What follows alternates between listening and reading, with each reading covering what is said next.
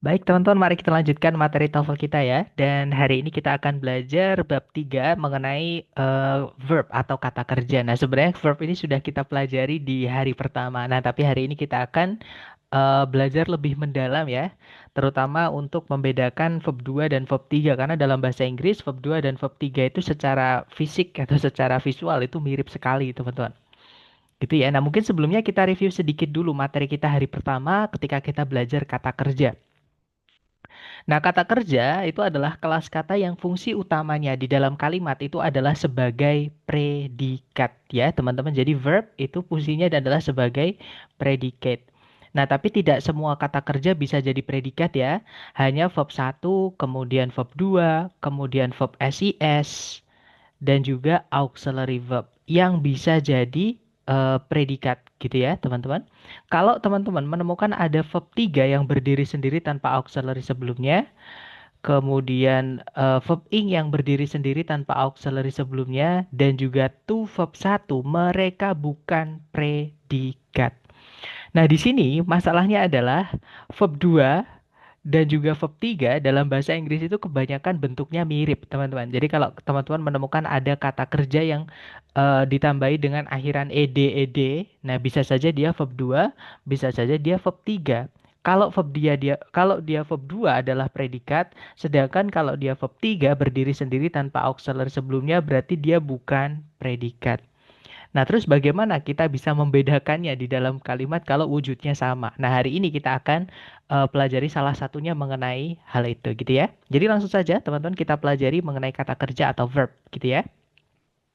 Nah, jadi verb atau kata kerja secara makna atau kalau kita artikan, jadi teman-teman harus tahu artinya ya. Jadi mulai bab 3 ini teman-teman sudah berurusan dengan makna atau arti ya, terutama kata kerja, teman-teman. Jadi kata kerja itu kalau kita artikan atau secara makna itu dibagi menjadi dua jenis. Ada dua jenis kategori kata kerja. Nah, jadi ada kata kerja itu yang butuh objek dan ada juga kata kerja yang tidak butuh objek. Nah, objek itu apa sih? Objek itu adalah kata benda atau kata ganti yang dikenai oleh eh, kata kerja predikat ya, teman-teman. Nah, jadi di dalam kalimat subjek predikat itu adalah bagian yang penting atau wajib ada. Nah, untuk objek setelahnya predikat ini itu tidak wajib ada karena tergantung predikatnya apakah termasuk yang butuh objek atau tidak butuh objek. Gitu ya. Dan objek cara membuatnya sama dengan subjek, teman-teman. Dari kata benda atau dari kata ganti. Tempatnya aja yang beda ya. Kalau subjek tempatnya di sebelumnya predikat, kalau objek tempatnya di setelah predikat seperti itu. Nah, jadi sekali lagi ada kata kerja yang butuh objek, jadi harus dikasih objek ya. Tapi ada juga kata kerja yang tidak boleh dikasih objek, teman-teman. Nah, untuk contohnya, kata kerja yang butuh objek, misalnya ada kata refract, artinya membelokkan atau membiaskan, ya. Nah, kalau kita bilang membiaskan, membiaskan apa? Gitu ya, membiaskan cahaya, membiaskan bayangan, dan lain-lain. Emit artinya memancarkan atau mengeluarkan. Produce artinya menghasilkan atau memproduksi. Obtain artinya mendapatkan atau memperoleh. Cause artinya menyebabkan. Dan masih banyak lagi. Teman-teman bisa berkreasi dengan kreativitas teman-teman untuk mencari kata kerja yang harus dikasih objek setelahnya. Gitu ya. Nah, maksudnya butuh objek itu gini, teman-teman. Misal kita bilang kata kerja menggunakan produce ini ya. Kalau misalnya subjek predikat, predikatnya pakai produce ini, sudah selesai atau belum? Contoh nih, pabrik ini sedang memproduksi. Nah, memproduksi apa? Pasti teman-teman yang mendengarkan pasti menunggu atau bertanya pastinya ya, memproduksi apa sir pabrik ini? Misalnya pabrik ini memproduksi gula, pabrik ini memproduksi kertas, ya kan? Nah, gula kemudian kertas itulah objeknya, teman-teman. Nah, misalkan lagi kata emit memancarkan. Nah, misalkan matahari memancarkan. Nah, memancarkan apa? Memancarkan cahaya misalnya ya, dan lain-lain. Jadi memancarkan itu membutuhkan objek. Contoh terakhir teman-teman, misalkan pakai obtain artinya mendapatkan. Misal nih saya bilang ke teman-teman, kemarin saya mendapatkan. Nah, pasti teman-teman nungguin atau kalau nggak gitu teman-teman ada yang bertanya, mendapatkan apa, Sir? Nah, mendapatkan ini butuh objek, teman-teman. Contohnya, kemarin saya mendapatkan kabar yang membahagiakan misalnya. Terus misalnya dia mendapatkan hadiah utamanya. Misal, jadi hadiah utama, kabar yang membahagiakan itu adalah kata benda yang fungsinya jadi objek. Gitu ya. Jadi memang kata kerja ini membutuhkan objek. Nah, tapi ada juga kata kerja itu yang tidak boleh kita kasih objek karena maknanya nanti jadi redundant atau tidak efektif kalimatnya, teman-teman. Tidak efisien ya. Nah, contoh kata kerja yang tidak boleh dikasih objek. Misalnya ada kata occur, artinya bisa terjadi, bisa artinya ada. Kemudian appear, artinya muncul atau nampak. Nah, itu nggak boleh dikasih objek ya. Fall, artinya jatuh. Beda dengan menjatuhkan ya. Drop itu beda dengan fall, teman-teman. Ya, drop itu menjatuhkan, dia butuh objek. Kalau fall, jatuh itu tidak boleh dikasih objek. Kemudian ada search, artinya meningkat. Ya, itu tidak boleh dikasih objek. Beda dengan meningkatkan ya, teman-teman. Jadi meningkat yang pakai search ini beda dengan increase. Kemudian ada react, artinya bereaksi. Ya, sama kayak respond, artinya merespon atau bereaksi seperti itu. Gitu ya, dan lain-lain. Ya, jadi kata kerja ini tidak boleh dikasih objek. Kalau dikasih objek malah nggak enak, teman-teman. Kemarin saya jatuh kamu, kan nggak enak. Kamu di situ fungsinya sebagai apa kan nggak jelas, teman-teman ya. Masa kemarin saya jatuh kamu kan nggak enak, teman-teman. Appear misalnya muncul, ya misalnya kita bilang eh, penampakan itu muncul saya, kan nggak enak gitu ya. Jadi jangan dikasih objek seperti itu, gitu ya teman-teman. Sebentar. I'm falling in love. Nah, contohnya I'm falling in love. Dari situ ada preposisi setelahnya ya, teman-teman, yaitu in. Nah, in itu adalah preposisi diikuti oleh kata benda love. Dia menjadi keterangan. Keterangan tidak bisa jadi objek ya. Jadi I am falling in love. Seperti itu. That's good example, Mister. Gitu ya, teman-teman.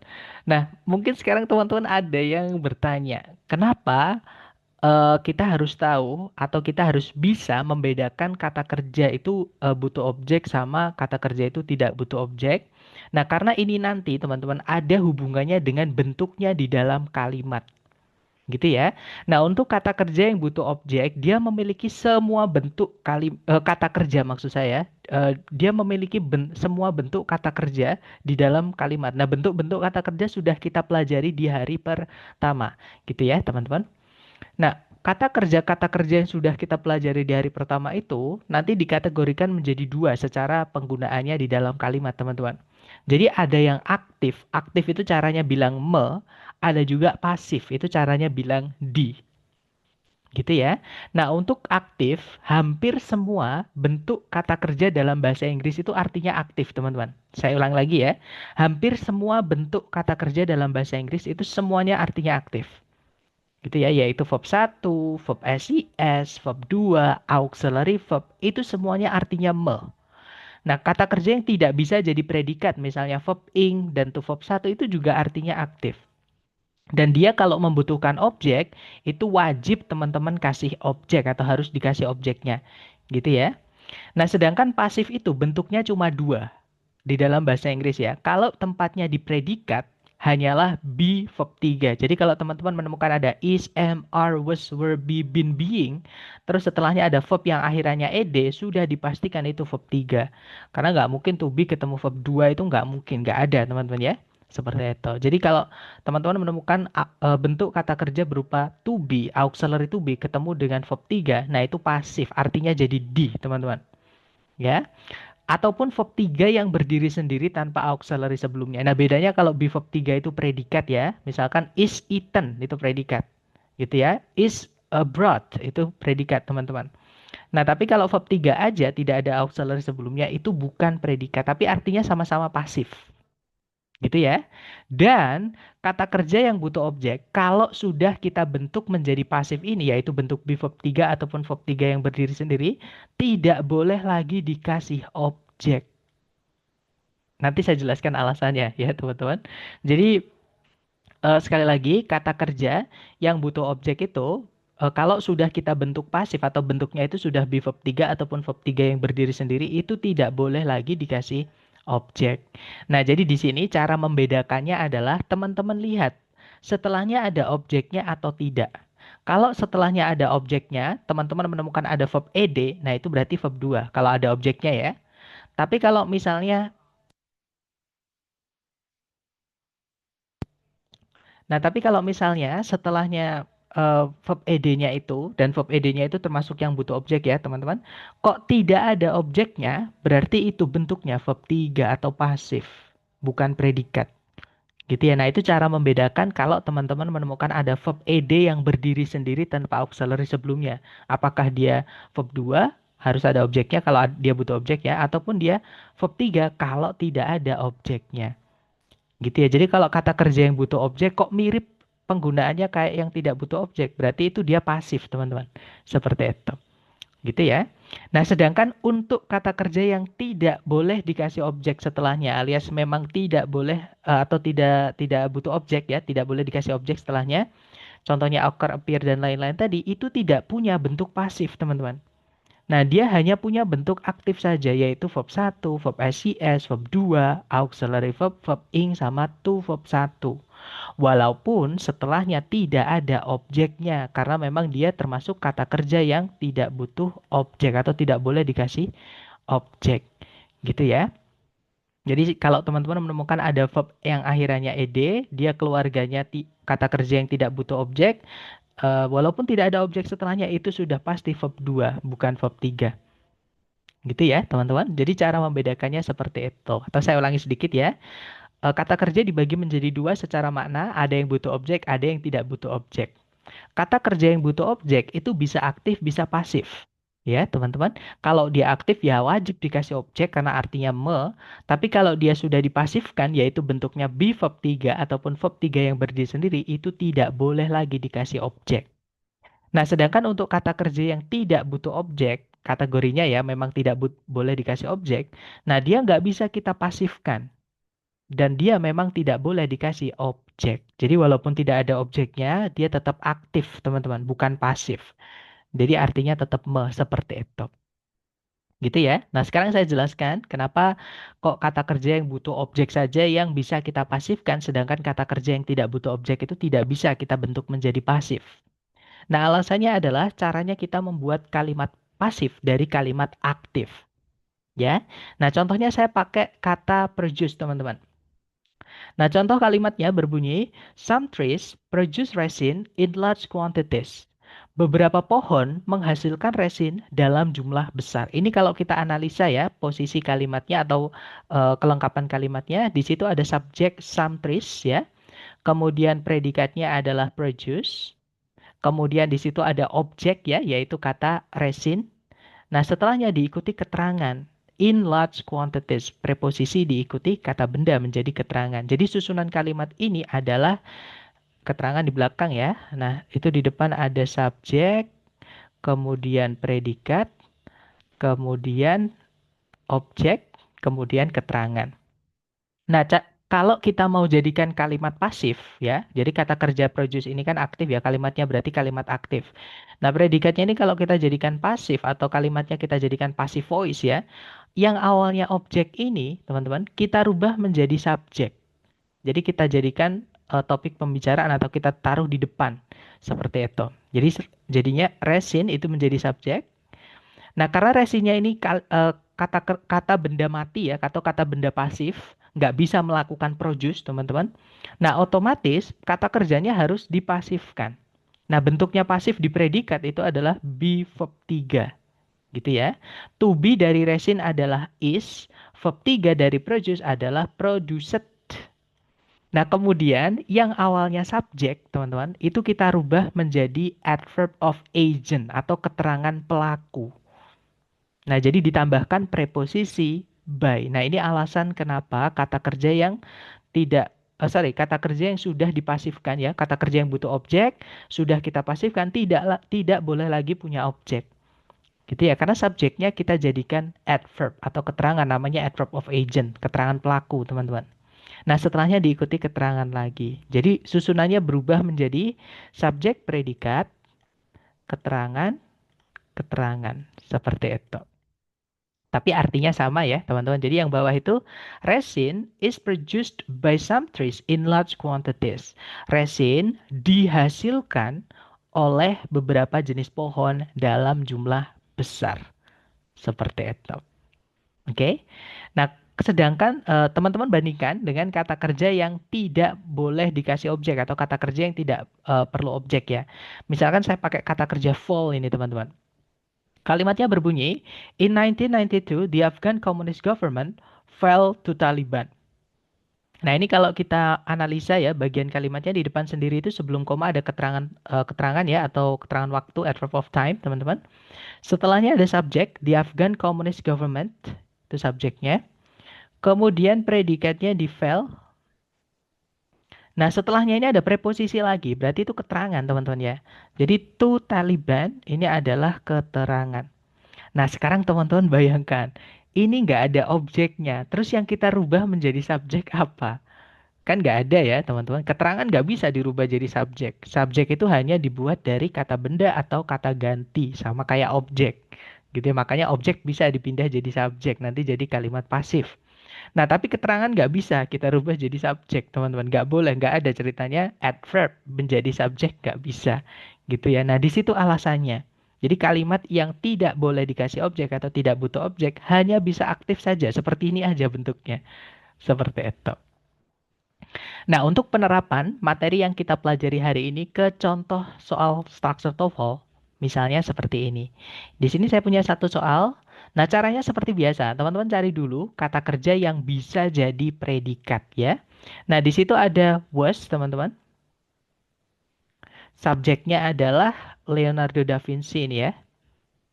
Kemudian kalau ditarik ke belakang, apakah ada predikat lagi atau ada conjunction yang menghubungkan dua SP? Nah, ternyata nggak ada ya. Tidak ada predikat lagi, juga tidak ada conjunction yang menghubungkan dua SP. Nah, berarti kalimat ini sudah lengkap. Ya, kita cek satu-satu. Yang alpha, di situ ada apa namanya? Ada bentuk auxiliary verb, teman-teman.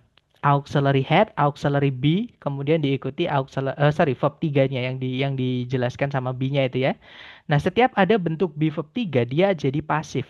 Nah, tapi ini bentuknya auxiliary ya. Auxiliary verb itu dia adalah predikat. Sedangkan kita tidak membutuhkan predikat lagi. Jadi kalau yang alpha ini nggak bisa, nanti pemborosan predikat, teman-teman. Ya, kalau yang Bravo, nah ini ada conjunction, yaitu whose employment, tapi tidak ada predikat lagi. Kalau ada conjunction selain verbose, ya harusnya ada subjek predikat lagi, gitu ya. Kalau yang Charlie, to verb 1 tidak bisa jadi predikat ya, teman-teman. Jadi kemungkinan jawabannya yang Charlie, karena kita memang tidak butuh predikat. Kalau yang delta, nah ini masalahnya yang kita pelajari hari ini. Ya, kalau teman-teman menemukan ada verb atau kata kerja, dia berakhiran dengan ed, maka teman-teman cek dulu atau pastikan dulu apakah dia verb 2. Ya, kalau verb 2 berarti, sorry teman-teman. Kalau verb 2 berarti dia predikat ya. Sedangkan kalau dia verb 3 berdiri sendiri tanpa auxiliary seperti ini, berarti dia bukan predikat, bisa jadi jawaban. Nah, cara menentukannya, teman-teman artikan dulu kata employ. Tadi kan kata kerja secara arti atau secara makna, teman-teman. Nah, employ itu artinya adalah mempekerjakan.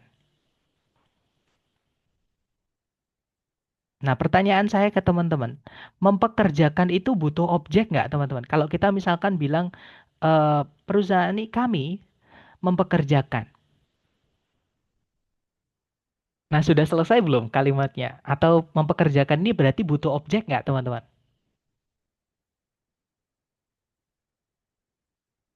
Butuh ya, betul sekali. Atau kalau teman-teman misalkan nggak tahu artinya, teman-teman bisa membuka kamus ya.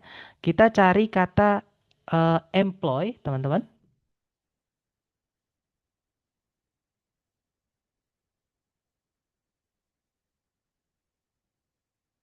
Bentar, mohon maaf ya teman-teman, koneksi saya agak lambat. Nah, teman-teman cari kata employ, di situ setelah keterangan verbnya atau setelah keterangan kata kerja itu ada kata transitive. Transitive itu artinya dia butuh objek. Gitu ya, teman-teman. Jadi setelahnya harus ada objeknya. Oke. Nah, kalau kita kembali ke PPT tadi, di setelahnya titik-titik kita lihat kalau misalkan employed ini kita masukkan di titik-titik ada objek nggak setelahnya. Nah, ternyata setelahnya nggak ada objek, teman-teman. Setelahnya langsung diikuti preposisi to. Berarti ini keterangan gitu ya. Preposisi itu memulai bagian kalimat keterangan, teman-teman. Gitu ya. Nah, berarti ini keterangan nggak ada objeknya. Padahal employee itu butuh objek. Kalau ada kata kerja butuh objek, kok tidak ada objek setelahnya, berarti itu sudah dipas.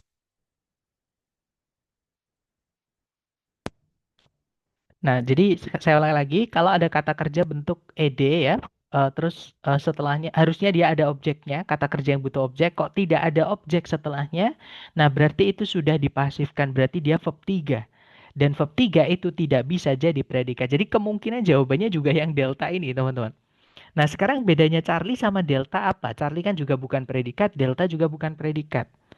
Nah, bedanya adalah to verb 1 itu aktif. Kalau employee butuh objek, berarti to verb 1 ini harus dikasih objek. Gitu ya. Sedangkan setelah titik-titik tidak ada objek, teman-teman. Jadi kalau yang Charlie ini nggak bisa. Kita nanti akan tetap kehilangan objeknya. Atau ada bagian kalimat yang tetap hilang. Nah, berarti jawaban yang benar itu ternyata adalah yang delta ini. Gitu ya. Nanti kalau dibaca, Leonardo da Vinci was one of the artists and engineers employed to design innovative war machines and fortifications for military campaigns during his time. Jadi Leonardo da Vinci merupakan salah satu dari para seniman dan insinyur yang dipekerjakan untuk mendesain mesin-mesin perang inovatif dan perbentengan untuk kampanye-kampanye militer semasa hidupnya. Seperti itu.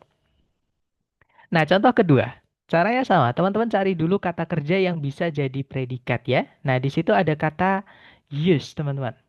Itu predikatnya. Nah, kemudian subjeknya itu ada kata benda sebelumnya itu ya, molecular biologists.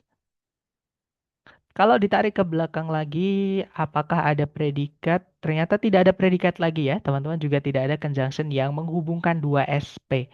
Berarti kalimat ini sudah lengkap. Nah, kalau kita lihat di pilihan A, B, C, D ada turunan kata kerja study. Nah, study ini artinya adalah meneliti ya, atau mempelajari. Sorry, meneliti, maaf. Meneliti. Nah, meneliti itu butuh objek ya, teman-teman. Atau mempelajari itu butuh objek. Nah, di setelahnya titik-titik itu sudah ada kata benda yaitu genetics. Jadi ilmu genetika. Nah, itu adalah kata benda sebagai objeknya. Karena ada objeknya, maka di sini kita disuruh nyari kata kerja yang tidak bisa jadi predikat, ya. Dan dia aktif. Sorry, aktif. Nah, kata kerja yang tidak bisa jadi predikat ada tiga ya, yaitu verb 3 berdiri sendiri, kemudian verb ing, kemudian to verb 1. Nah, kita butuhnya yang aktif, teman-teman. Aktif itu cuma dua ya, yaitu verb ing atau to verb 1. Ya sudah, cari salah satu di antara dua ini yang ada di pilihan A, B, C, D. Gitu ya. Nah, jawabannya kelihatan ya, teman-teman. Jawabannya adalah yang alpha. Seperti itu. Nah, sekarang kita jelaskan kenapa Bravo, Charlie, Delta salah. Yang Bravo ada kata kerja berakhiran dengan ed. Bisa saja dia verb 2, predikat ya. Bisa saja dia verb 3, bukan predikat. Nah, kalau verb 3 malah bisa gitu ya. Nah, cara menentukannya bagaimana? Kita lihat di setelahnya ada objek atau tidak. Karena tadi ini butuh objek. Nah, ternyata setelahnya ada objeknya, teman-teman. Kalau ada objeknya berarti dia aktif. Berarti dia verb 2. Dan verb 2 itu hanya bisa jadi predikat. Nah, ada kesalahan kalau kalau kita masukkan predikat lagi di sini ya. Jadi predikatnya nanti jadi double, tidak ada conjunction, tidak bisa ya, teman-teman. Dan sekali lagi, di soal structure TOEFL, predikat itu tidak mungkin diletakkan di awal kalimat. Jadi yang Bravo tidak bisa, teman-teman. Kalau yang Charlie jelas itu verb SIS. Verb SIS itu hanya bisa jadi predikat, teman-teman ya. Dan sekali lagi kita tidak butuh predikat dan predikat tidak boleh diletakkan di awal kalimat. Kalau yang delta ini bukan kata kerja ya. Tadi ini bukan kata kerja, teman-teman. Dia adalah kata benda. Dari mana kita bisa tahu? Sebelumnya ada kata the. Nah, the itu harus ada benda dulu sebelum dia nabrak predikat, nabrak kata kerja seperti itu. Gitu ya. Jadi ini pasti kata benda yang dijelaskan oleh kata the-nya ini. Jadi study ini artinya penelitian. Dan kata benda itu tidak boleh ketemu maksudnya tidak boleh punya objek. Ya, jadi study kata benda ini tidak boleh dikasih objek. Jadi harus ada of-nya. The study of genetics. Nah, itu biar jadi keterangan geneticsnya bukan objek. Gitu ya, teman-teman. Jadi yang delta tidak bisa. Nah, nanti kalau dibaca, to study genetics, molecular biologists use PCR to amplify DNA segments for analysis. Untuk meneliti genetika atau mempelajari genetika, ahli biologi molekular itu menggunakan PCR untuk memperbesar bagian-bagian DNA untuk kepentingan analisis seperti itu. Atau analisa ya. Contoh terakhir teman-teman, caranya seperti biasa, teman-teman cari dulu kata kerja yang bisa jadi predikat. Nah, di situ ada verb SCS, yaitu supports teman-teman. Subjeknya itu di depan itu ya, berupa gerund atau kata benda dari kata kerja, yaitu verb ing. Consumingnya ini ya, subjeknya. Kemudian tidak ada predikat lagi, juga tidak ada conjunction yang menghubungkan dua SP. Berarti kalimat ini sudah lengkap, teman-teman. Kalau kita lihat di pilihan A, B, C, D, yang alfa ada predikat lagi, tidak bisa nanti pemborosan predikat ya. Nah, yang bravo ada ed-nya. Kemungkinan dia verb 2 berarti predikat tidak bisa jadi jawaban. Kemungkinan dia verb 3 ya, tidak bisa jadi predikat, bisa jadi jawaban. Nah, kita cek aja cara mengeceknya. Contain ini butuh objek ya, teman-teman. Contain ini artinya mengandung atau memiliki. Dia butuh objek. Mengandung apa? Memiliki apa? Seperti itu. Nah, kalau kita lihat di setelah titik-titik, itu ada kata benda ya, yaitu healthy fats, yaitu jenis-jenis lemak sehat. Nah, ini kata benda, berarti ada objeknya. Nah, kalau ada objeknya, berarti dia aktif, berarti dia verb 2, teman-teman. Gitu ya, dan verb 2 itu fungsinya hanya bisa jadi predikat. Kalau kita masukkan yang bravo, nanti predikatnya double, pemborosan predikat. Jadi nggak bisa.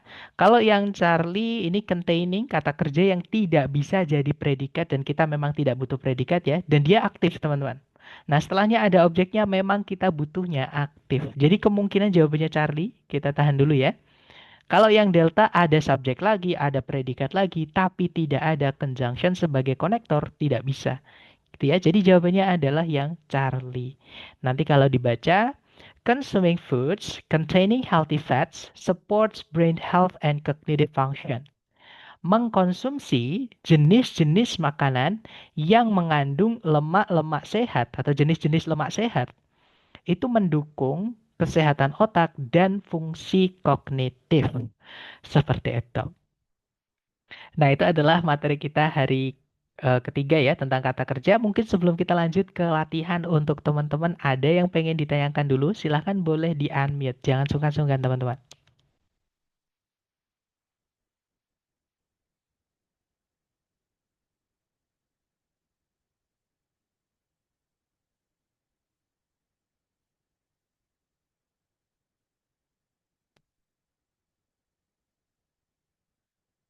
Ada pertanyaan dari Miss Adelia, bagaimana cara membedakan verb dengan butuh objek atau tidak butuh objek? Maksudnya gitu ya, Miss. Nah, sekali lagi teman-teman, kata kerja yang butuh objek dan kata kerja yang tidak butuh objek tadi itu dibedakan dari makna. Ya, jadi kata kerja secara makna ya secara arti atau dari artinya itu dibagi menjadi dua. Makanya tadi saya bilang ya teman-teman, misalkan mempekerjakan. Kalau saya bilang ke teman-teman nih, perusahaan itu mempekerjakan. Nah, kalau saya diem atau misalnya tidak saya lanjutkan, kalimatnya udah selesai belum? Nah, nanti kalau misalkan belum selesai, membutuhkan pertanyaan apa? Jadi menimbulkan pertanyaan apa? Kan kalau kita cuma bilang perusahaan itu mempekerjakan. Nah, mempekerjakan siapa atau mempekerjakan apa? Nah, apa atau siapa itu adalah objek ya kalau letaknya di setelah predikat. Nah, beda dengan kata kerja yang tidak butuh objek, teman-teman. Misalnya terjadi ya. Misalkan saya bilang sebuah kecelakaan terjadi. Nah, pasti teman-teman nanti kalau ingin bertanya tentang sesuatu tentang informasi itu, pasti di mana. Ya, di mana itu bukan objek, teman-teman. Itu keterangan tempat. Kapan? Ya, itu adalah keterangan waktu, bukan objek. Ya, justru kalau kita kasih objek gak enak. Sebuah kecelakaan besar terjadi saya. Kan gak enak ya, teman-teman. Jadi occur itu termasuk kata kerja yang tidak butuh objek. Jadi kalau ditanya bagaimana kita bisa tahu kata kerja yang butuh objek atau tidak butuh objek dari maknanya, misalnya atau harus dimaknai seperti itu. Terus bagaimana kalau kita nggak tahu maknanya, Sir?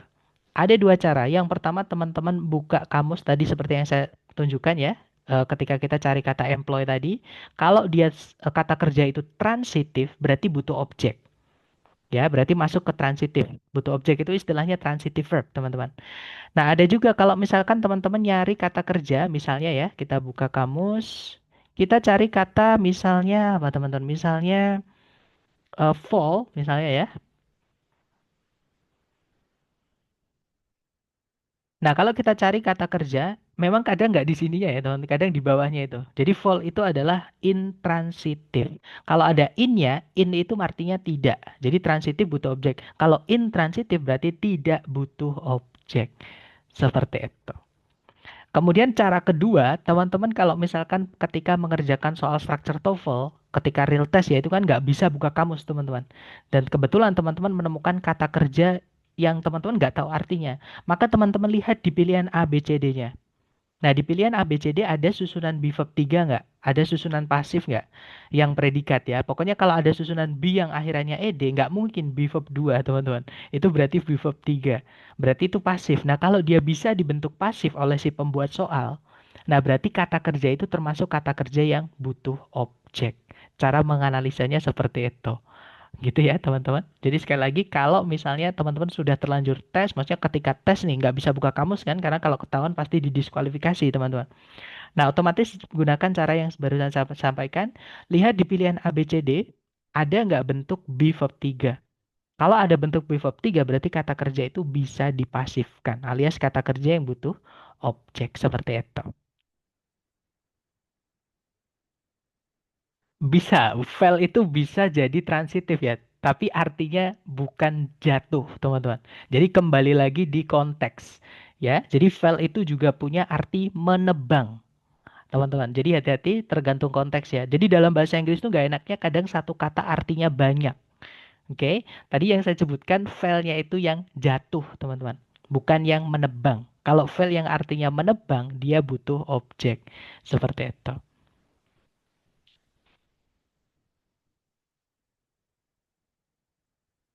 Gitu ya. Jadi sekali lagi kembali ke makna. Kalau pengen lebih akurat kembali ke makna. Sama kayak fail itu yang tadi saya sampaikan jatuh atau terjatuh tidak boleh dikasih objek, tidak bisa dipasifkan. Tapi yang dicontohkan oleh Mr. Hoven, the tree was felled itu ada, teman-teman. Tapi artinya adalah ditebang. Ya, itu dari kata fell yang artinya menebang. Dia verb satu. Sorry. Uh, fault. Sebentar, kita cek teman-teman. Fell atau fall ya, teman-teman?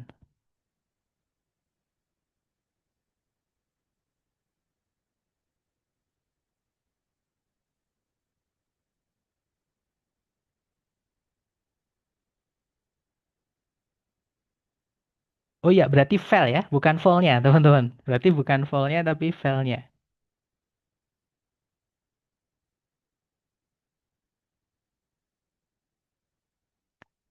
Sepertinya tidak ada pertanyaan lagi ya, teman-teman. Oke, kalau gitu mari kita coba ke latihan soal buat teman-teman. Seperti biasa, jangan takut salah, dicoba dulu ya. Sebentar. Mohon izin tuh saya mute kembali supaya tidak ada suara bocor dan teman-teman bisa lebih fokus dan konsentrasi untuk mengerjakan latihan-latihannya. Nah, di sini ada satu soal, silakan teman-teman coba dulu ya. 30 detik dimulai dari sekarang, silakan teman-teman.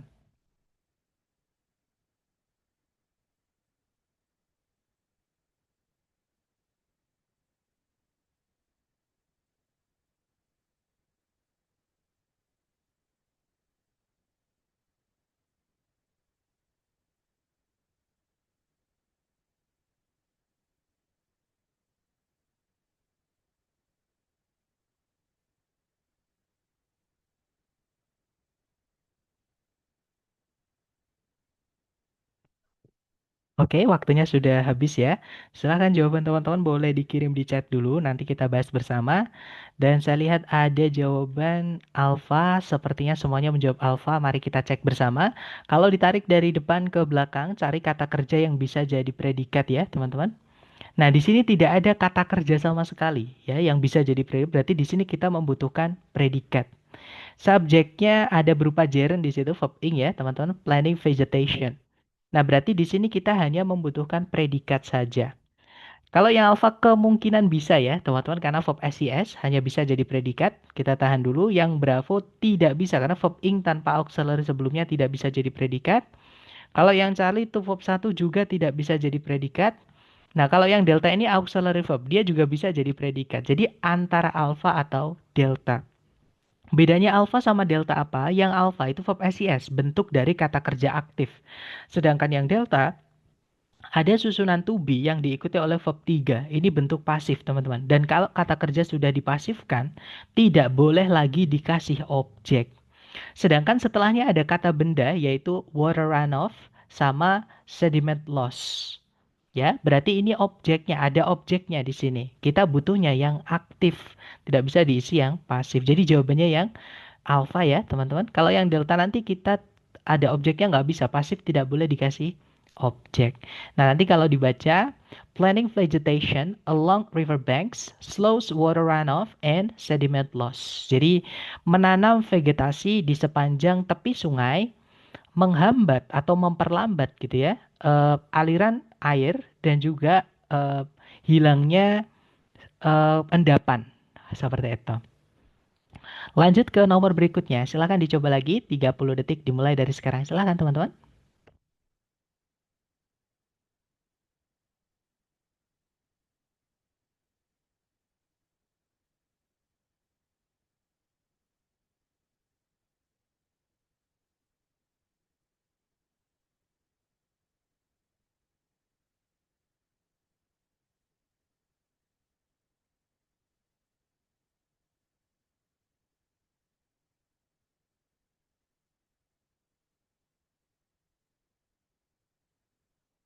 Alright, thumbs up. Dan saya lihat teman-teman menjawab alpha. Alpha sepertinya semua menjawab alpha. Oke, kita cek bareng. Kalau ditarik dari depan ke belakang, di situ ada predikat is driven. Subjeknya adalah the motion, ya teman-teman. Nah, di situ ada titik koma atau semicolon. Kalau teman-teman menemukan ada tanda titik koma di soal structure TOEFL, 90% dia adalah conjunction, ya. Nah, apalagi di setelahnya ada subjek di situ ya, yaitu it. Tapi di sini tidak ada kata kerja lain sebagai predikat selain is driven. Jadi di sini kita diminta mencarikan predikat satu lagi. Yang alpha auxiliary verb kemungkinan bisa jadi predikat, yang bravo juga auxiliary verb ya. Do, does, did ketemu verb satu. Kemungkinan juga bisa jadi jawaban karena dia predikat. Kalau yang bravo, nah di situ ada ed, teman-teman. Dia bisa verb 2, bisa verb 3. Determine itu artinya menentukan, dia butuh objek. Gitu ya. Sedangkan setelahnya tidak ada objeknya, setelah titik-titik. Nah, berarti ini verb 3 atau pasif. Ya, kata kerja yang butuh objek kok tidak ada objek setelahnya, berarti itu harus dipasifkan. Jadi ini verb 3, teman-teman. Tidak bisa jadi predikat ya, kita butuhnya predikat tadi. Kalau yang delta, verb ing yang berdiri sendiri tanpa auxiliary sebelumnya juga tidak bisa jadi predikat. Nah, jadi antara alpha atau bravo, yang alpha itu pasif ya, teman-teman, be verb 3. Kalau yang bravo itu bukan pasif alias aktif. Ya, selain be verb 3, di predikat itu pasti aktif. Sedangkan setelah titik-titik tidak ada objeknya.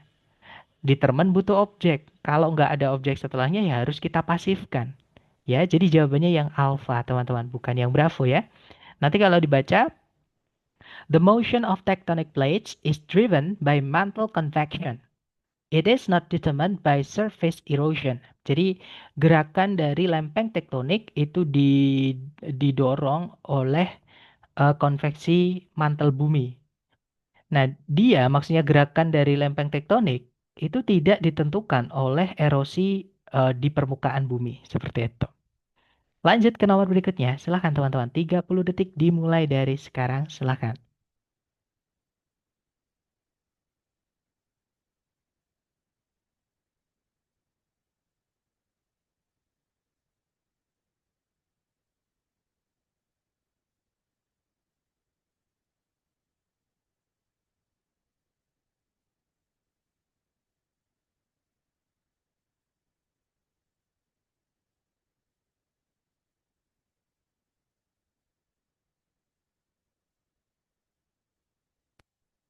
Oke, waktunya habis teman-teman ya. Dan saya lihat teman-teman menjawab sorry, Charlie, ada juga Delta. Mari kita cek bersama ya. Kalau ditarik dari depan ke belakang, di situ ada predikat is, teman-teman. Subjeknya adalah the amygdala. Kemudian ini verb 3 ya, karena nggak ada objek setelahnya. Nggak ada predikat lagi, juga tidak ada conjunction yang menghubungkan dua SP, teman-teman ya. Berarti kalimat sudah lengkap.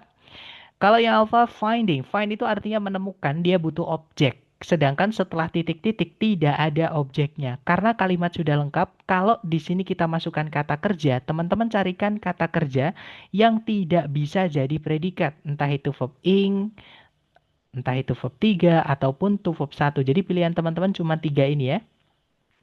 Nah, karena find ini butuh objek, tapi setelah titik-titik tidak ada objeknya, dia langsung keterangan ya, maka carikan yang bentuknya pasif, teman-teman. Berarti yang verb 3 saja. Gitu ya, pasif tapi tidak bisa jadi predikat. Nah, jadi jawabannya di sini adalah yang delta ya, teman-teman. Kalau yang alpha, verb ing itu aktif ya, walaupun dia tidak bisa jadi predikat tapi dia aktif. Sedangkan menemukan itu butuh objek. Kalau kita masukkan yang alpha, kita nanti tetap kehilangan objek. Gitu ya, teman-teman. Kalau yang Bravo juga sama. To verb 1 itu bukan predikat, tapi dia aktif. Dia butuh objek ya, karena menemukan butuh objek, teman-teman. Sedangkan setelah titik-titik tidak ada objeknya. Kalau yang Charlie ada subjek, tidak ada predikat, tidak ada conjunction, nggak bisa ya, teman-teman. Jadi ketambahan subjek di sini tidak bisa. Nah, jadi jawabannya adalah yang delta. Nanti kalau dibaca, found in the brain, the amygdala is a region involved in processing emotions, particularly fear. Jadi ditemukan di otak, amigdala merupakan sebuah daerah atau wilayah atau bagian yang terlibat dalam atau untuk memproses emosi atau apa teman-teman, ekspresi ya, ekspresi atau apa bahasa saya, perasaan lah gitu ya, khususnya rasa takut seperti itu. Lanjut ke nomor berikutnya, silahkan teman-teman, coba lagi ya, 30 detik dimulai dari sekarang, jangan takut salah, silahkan teman-teman.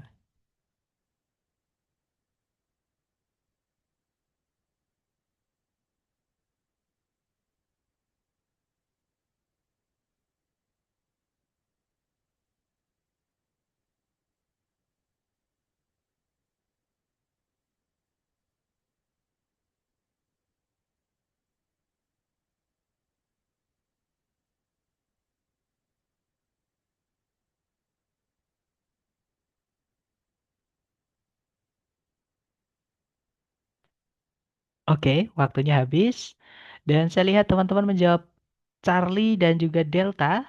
Oke, mari kita cek bareng.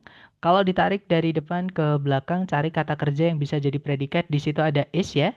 Subjeknya adalah the volcanic rock. Kemudian, nah ini verb 3 ya, teman-teman. Karena sebelumnya ada of. Of itu harus menemukan kata benda dulu atau kata ganti ya, yang nantinya jadi object of preposition, yang nantinya dirubah jadi keterangan. Nah, sedangkan ini repeated nggak mungkin predikat, karena of belum ketemu kata benda. Nah, kata bendanya adalah lava flows, aliran lava, teman-teman. Seperti itu. Jadi repeated ini adalah verb 3, artinya yang diulang-ulang. Seperti itu, dia kata sifat ya. Kalau ditarik ke belakang lagi, tidak ada predikat lagi, juga tidak ada conjunction yang menghubungkan dua SP. Berarti kalimat sudah lengkap. Yang alpha tidak bisa karena nanti predikatnya double ya. Bravo juga sama, predikatnya nanti double. Nah, kemungkinan jawabannya yang Charlie. Dia bukan predikat dan dia aktif. Karena setelahnya ada objeknya, teman-teman. Kalau yang delta ada conjunction tapi tidak ada predikat lagi ya. Jadi nggak bisa, teman-teman. Nah, jawabannya adalah yang Charlie. Nanti kalau dibaca, the volcanic rock forming an island is the result of repeated lava flows cooling and solidifying over time. Jadi batuan vulkanik atau batu vulkanik gitu ya, yang membentuk sebuah daratan merupakan hasil dari aliran lava yang diulang-ulang atau yang terus-menerus, yang mendingin dan memadat eh, seiring waktu. Seperti itu. Oke, lanjut ke nomor berikutnya. Silahkan dicoba dulu. Jangan takut salah. 30 detik dimulai dari sekarang. Silahkan teman-teman. Maaf kepencet ya. Saya ulangi lagi. Silahkan.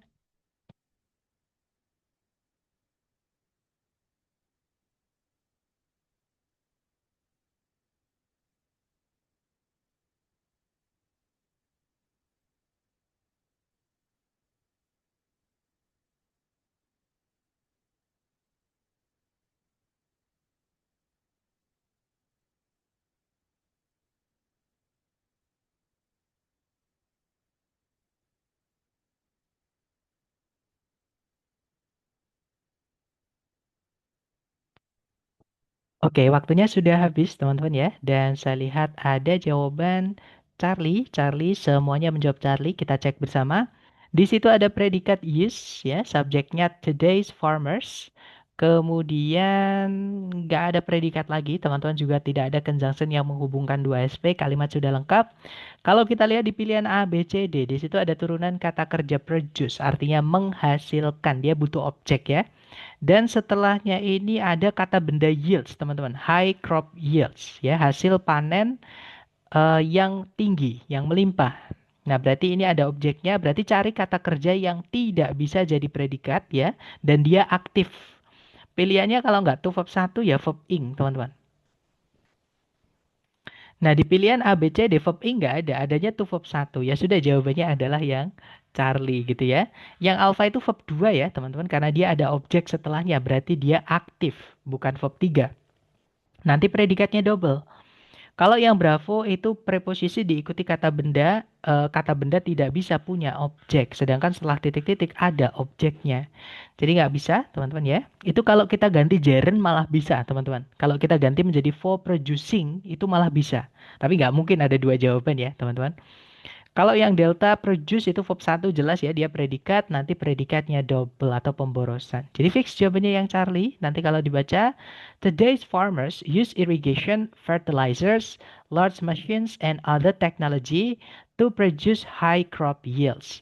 Petani-petani sekarang ini menggunakan irigasi, pupuk, dan mesin-mesin besar dan juga teknologi yang lain untuk menghasilkan hasil panen yang melimpah seperti itu. Lanjut ke nomor berikutnya. Silahkan dicoba lagi 30 detik dimulai dari sekarang. Silahkan teman-teman.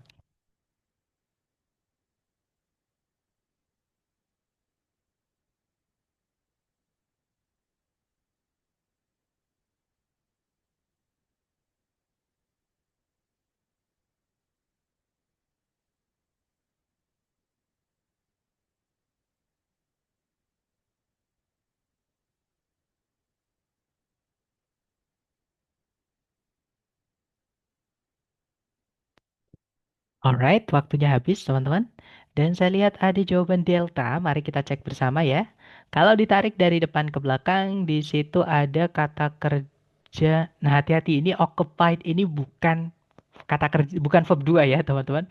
Karena di situ di depan sendiri itu ada the. Sekali lagi, the itu harus sama kayak preposisi, mirip, teman-teman. Beda kelas kata tapi penggunaannya mirip ya.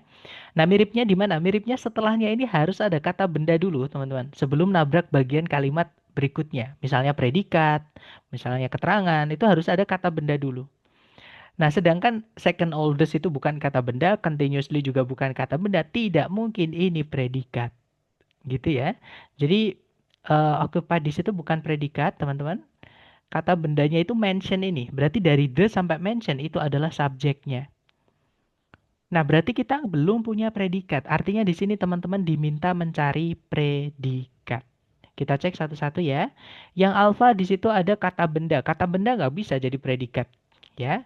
Yang bravo ada predikat yaitu is. Nah, tapi sebelumnya ada kata benda lagi. Nanti subjeknya double, teman-teman. Jadi nggak bisa, yang bikin salah adalah subjeknya ini ya, penambahan subjek. Kalau yang Charlie ada predikat auxiliary verb, kemungkinan Charlie bisa. Kalau yang delta, nah located itu bisa saja verb 2 predikat ya, bisa saja verb 3. Locate itu bisa artinya menaruh, bisa artinya meletakkan. Dia butuh objek ya, teman-teman. Sedangkan setelah titik-titik itu tidak ada objeknya, berarti dia pasif. Kata kerja yang butuh objek, tidak ada objek setelahnya, berarti itu pasif. Berarti ini verb 3, teman-teman. Verb 3 yang berdiri sendiri tanpa auxiliary sebelumnya tidak bisa jadi predikat. Kita tadi membutuhkan predikat. Jadi jawabannya yang Charlie ya. Nanti kalau dibaca, the second oldest continuously occupied governor's mansion in the United States is located in Jackson, Mississippi. Jadi mansion pemerintah yang masih yang terus-menerus dipakai atau dihuni tertua kedua di Amerika Serikat terletak di Jackson, Mississippi. Seperti itu, teman-teman. Betul, jadi occupied itu verb 3 ya, artinya yang atau yang di, teman-teman. Berarti dia adjektif atau kata sifat. Seperti itu. Karena sekali lagi, the itu harus menemukan kata benda dulu. Atau kalau teman-teman menemukan ada tanda strip ini ya, tanda strip ini yang menghubungkan berarti dia satu kata, teman-teman. Yang menandakan bahwa itu kata sifat juga. Nah, kata sifat ini juga kata keterangan juga gitu ya. Nah, belum ada kata benda, teman-teman. Jadi kita di sini kehilangan subjeknya nanti seperti itu. That's alright, Mister. Nanti akan terbiasa ya. Teman-teman yang lain juga saya lihat sepertinya ragu ingin menjawab seperti itu. Jadi mungkin terjebak dengan kata occupied ini. Gitu ya. Jadi teman-teman lihat di depan ada the-nya, tarik sampai menemukan kata benda. Gitu ya. Kalau misalkan belum nemu kata benda, tidak boleh nabrak predikat dulu. Karena the ini selalu butuh kata benda, teman-teman. Gitu ya. Lanjut lagi ke nomor berikutnya. Silahkan teman-teman coba dulu. Waktunya 30 detik. Dimulai dari sekarang. Silahkan teman-teman.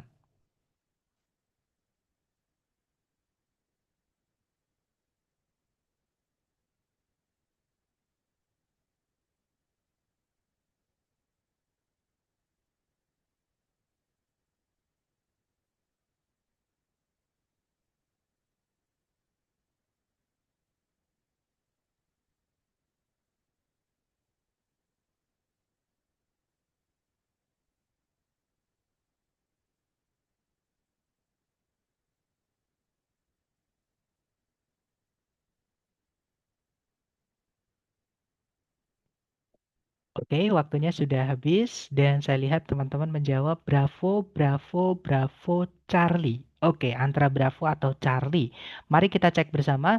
Kalau ditarik dari depan ke belakang, cari kata kerja yang bisa jadi predikat. Nah, di situ ada are ya, teman-teman. Subjeknya nggak boleh dipisah satu koma. Nah, berarti subjeknya ini ya, the chemical components. Kemudian tidak ada kata kerja lagi sebagai predikat, juga tidak ada conjunction yang menghubungkan dua SP ya. Berarti kalimat ini sudah lengkap, teman-teman. Kita cek yang alpha ada subjek predikat lagi, tidak ada conjunction, nggak bisa. Kalau yang bravo, nah kemungkinan jawabannya bravo ya. Kita di sini butuh kata kerja yang tidak bisa jadi predikat. Nah pilihannya, karena ada objeknya ya, berarti pilihannya cuma dua, teman-teman. Antara verb ing atau to verb satu. Seperti itu. Kalau yang Bravo kemungkinan bisa, kita tahan dulu. Kalau yang Charlie, nah required bisa saja dia verb 2, bisa saja dia verb 3. Kalau verb 2 berarti predikat ya, tidak bisa jadi jawaban. Kalau verb 3 bukan predikat, bisa jadi jawaban. Nah, setelahnya ada titik, setelah titik-titik ada objeknya. Nah, berarti ini aktif. Oke, artinya membutuhkan. Artinya membutuhkan. Berarti dia verb 2, teman-teman. Nah, verb 2 itu hanya bisa jadi predikat, sedangkan di soal sudah ada predikatnya. Nanti predikatnya double atau pemborosan predikat. Kalau yang delta itu verb 1, dia hanya bisa jadi predikat ya, teman-teman. Jadi nggak bisa. Fix berarti jawabannya adalah yang bravo. Nanti kalau dibaca, in marine pollution analysis, the chemical components requiring detection are heavy metals, hydrocarbons, and microplastics.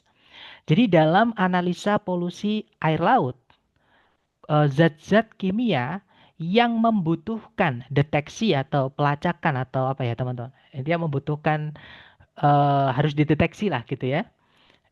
Adalah logam berat, hidrokarbon dan juga mikroplastik. Seperti itu. Oke, lanjut lagi sebentar. Sepertinya ada yang bertanya, teman-teman.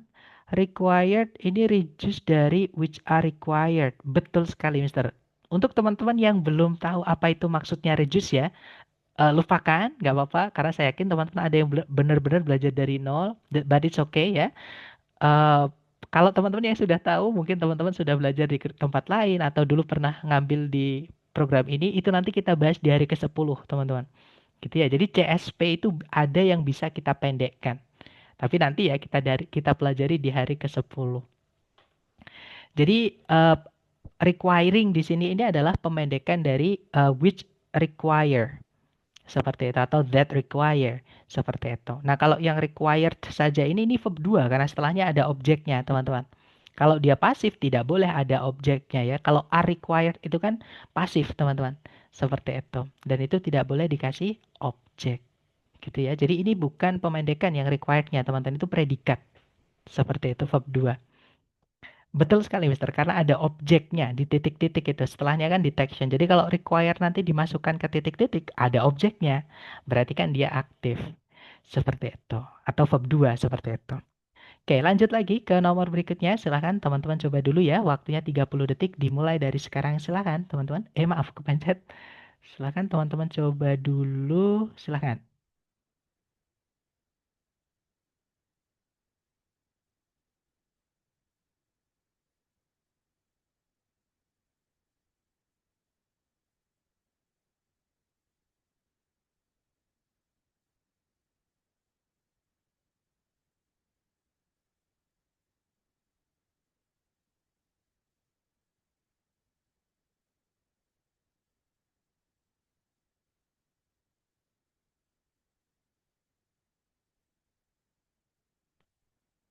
Oke, waktunya sudah habis. Silahkan jawaban teman-teman dikirim di chat. Dan saya lihat ada jawaban delta. Delta, sepertinya semuanya menjawab delta. Mari kita cek bersama. Kalau ditarik dari depan ke belakang, di situ ada predikat were ya, teman-teman. Subjeknya adalah Spanish explorers and missionaries. Tidak ada predikat lagi, juga tidak ada conjunction yang menghubungkan dua SP. Nah, berarti kalimat ini sudah lengkap. Oke, sedangkan kalau kita lihat ABCD itu ada kata kerja turunan dari kata establish, artinya bisa mendirikan, membangun, memulai, membuat gitu ya, tergantung konteks teman-teman. Nah, kita cek satu-satu. Yang alpha di situ ada pasif ya, predikat. Nah, sedangkan kita tidak butuh predikat lagi. Di soal sudah lengkap predikatnya. Jadi alpha nggak bisa. Bravo juga sama, auxiliary verb itu predikat, teman-teman. Kita nggak butuh predikat. Nah, kalau yang Charlie ini bisa saja dia verb 2, bisa saja dia verb 3. Cara menentukannya, establish ini artinya mendirikan tadi ya, butuh objek, teman-teman. Dan setelahnya ada objeknya tuh, settlements. Berarti ini aktif, artinya me. Berarti verb 2 ya, kalau aktif. Kalau pasif berarti verb 3. Nah, karena dia aktif, berarti verb 2. Oke, ada objeknya, teman-teman. Kalau pasif kan tidak boleh dikasih objek ya. Jadi di situ verb 2 nanti predikatnya double. Nah, jawabannya adalah yang delta. Nanti kalau dibaca, during the late 1500s, Spanish explorers and missionaries were the principal forces to establish settlements, in the American Southwest. Jadi selama akhir tahun 1500-an atau abad ke-16 ya, akhir para penjelajah dari Spanyol dan orang-orang yang punya misi gitu ya, misi-misi khusus gitu teman-teman.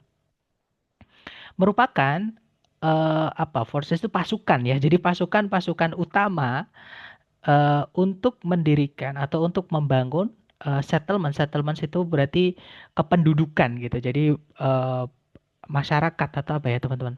Intinya kayak rumah-rumah dan orang-orangnya hidup di situ. Jadi seperti itu. Jadi kependudukan di American Southwest. Oke, lanjut lagi ke nomor berikutnya. Iya betul, pemukiman. Terima kasih, Mister. Kadang saya kesulitan mencarikan bahasa Indonesianya ya, teman-teman. Mau ngomong tuh kadang sulit. Jadi mohon dibantu ya kalau misalkan saya lupa vocabnya atau bahasa Indonesianya. Lanjut ke nomor berikutnya. Silakan dicoba dulu, jangan takut salah. 30 detik dimulai dari sekarang. Silakan, teman-teman.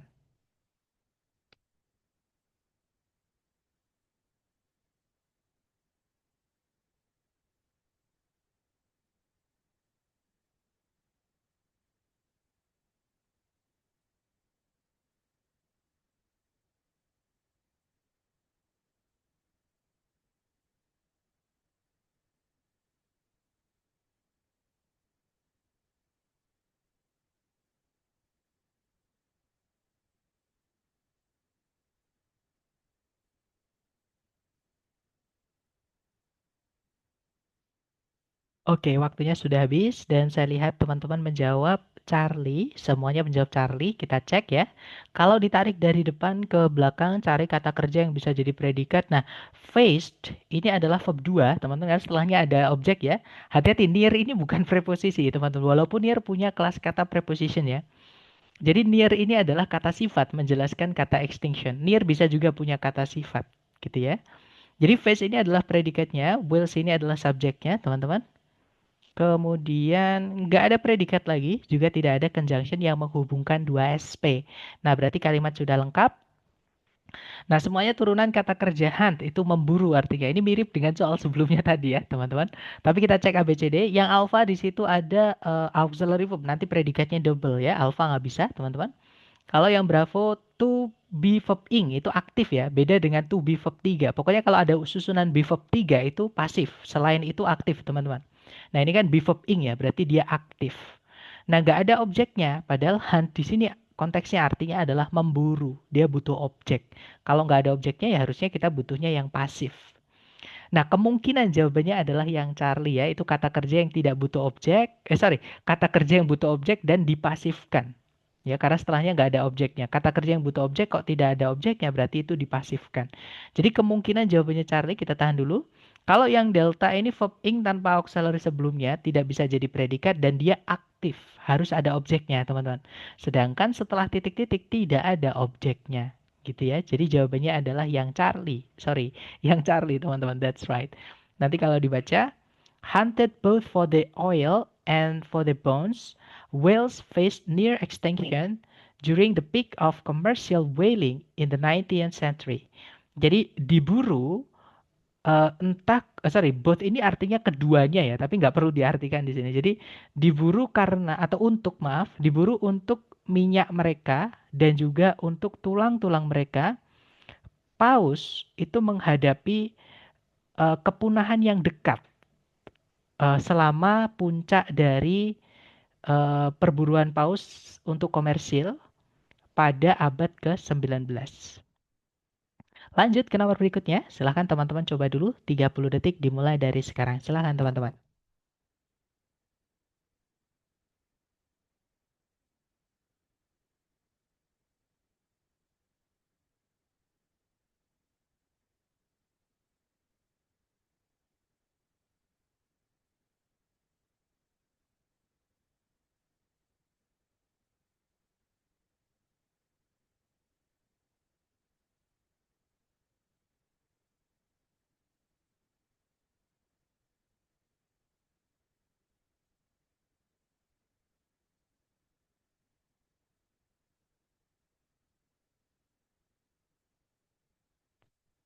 Oke, waktunya habis teman-teman. Dan saya lihat ada jawaban delta, delta pasif. Oke, mari kita cek bersama. Kalau ditarik dari depan ke belakang, di situ ada predikat regulates ya, artinya mengatur. Subjeknya adalah the Environmental Protection Agency. Kemudian nggak ada predikat lagi ya, teman-teman. Juga tidak ada conjunction yang menghubungkan dua SP, artinya kalimat sudah lengkap. Nah, setelah titik-titik tidak ada objeknya ya, karena saya lihat di pilihan A, B, C, D itu ada turunan kata kerja establish, artinya membangun, memulai, mendirikan seperti itu, atau membuat seperti itu. Nah, karena dia butuh objek tapi tidak ada objeknya, berarti teman-teman di sini diminta mencari kata kerja yang tidak bisa jadi predikat dan dia pasif. Artinya hanya verb 3 saja yang bisa dimasukkan di sini, teman-teman. Kita cek ya, yang alpha ini verb 2, teman-teman. Establish ini verb 2 ya, karena setelahnya ada objeknya, yaitu it itu. Nah, berarti establish ini verb 2, ya, aktif. Nah, karena kita tidak butuh predikat lagi, tidak ada conjunction ya, yang menghubungkan dua SP, berarti alpha nggak bisa, teman-teman. Nah, apalagi yang bravo, ada subjek predikat, itu jelas sekali kita tidak butuh itu ya. Kalau yang Charlie ada and, fanboys itu harus menghubungkan yang setara. Kalau setelahnya ada pasif ya, verb 3, harusnya sebelumnya ini ada verb 3 juga. Tapi nggak ada sama sekali, teman-teman. Jadi yang Charlie nggak bisa ya. Nah, jawaban yang benar adalah yang delta. Betul sekali, teman-teman. Nanti kalau dibaca, the Environmental Protection Agency regulates air and water quality under the framework established by the National Environmental Policy Act of 1970. Jadi ini ya, EPA itu mengatur kualitas air dan udara di bawah kerangka yang dibuat maksudnya ya, atau yang disusun oleh NEPA ya teman-teman di tahun 1970 seperti itu. Lanjut lagi ke nomor terakhir ya, teman-teman. Oh, sorry, sudah habis ternyata, maaf. Nah, itu tadi materi tentang kata kerja atau verb ya, teman-teman. Salah satunya membedakan verb 3 dan juga verb 2 di dalam kalimat seperti itu. Nah, mungkin ada pertanyaan dulu sebelum kita tutup, teman-teman. Silakan jangan sungkan-sungkan. Nah, buat teman-teman nanti yang sesi malam bisa hadir, mohon hadir kembali ya, karena nanti malam soalnya itu beda. Jadi latihannya beda, teman-teman. Walaupun materinya sama untuk memperkuat. Tapi kalau teman-teman yang nanti malam berhalangan hadir, that's alright, karena selalu ada rekamannya yang teman-teman bisa ikutin kapanpun. Seperti itu. Silakan, boleh di unmute teman-teman kalau ada pertanyaan.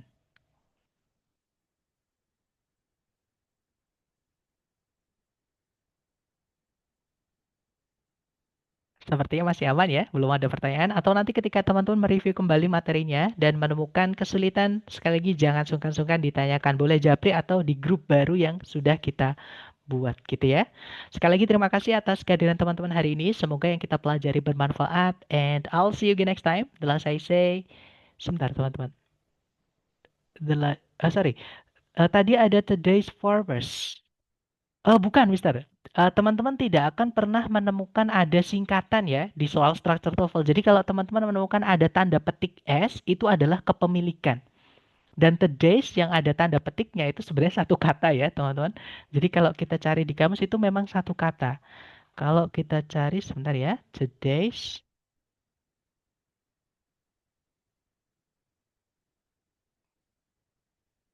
Oh, sorry, teman-teman.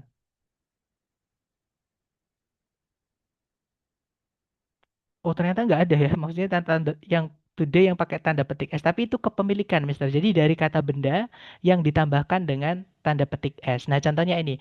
Today's computers. Jadi komputer-komputer sekarang ini. Ini tuh bukan today sama is. No. Karena di soal structure TOEFL, sekali lagi tidak boleh ada yang dikontraksi atau dipendekkan. Gitu ya. Sama kayak it's yang pakai tanda petik, teman-teman di soal structure TOEFL tidak akan menemukan itu. Seperti itu.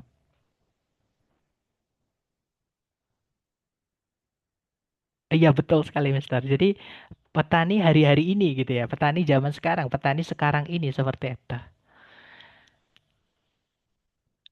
Oke, mungkin sampai di sini dulu ya teman-teman. Terima kasih. Nanti kalau ada pertanyaan apapun jangan sungkan-sungkan dijaprikan atau di grup. Terima kasih sekali lagi. I'll see you next time. See you guys.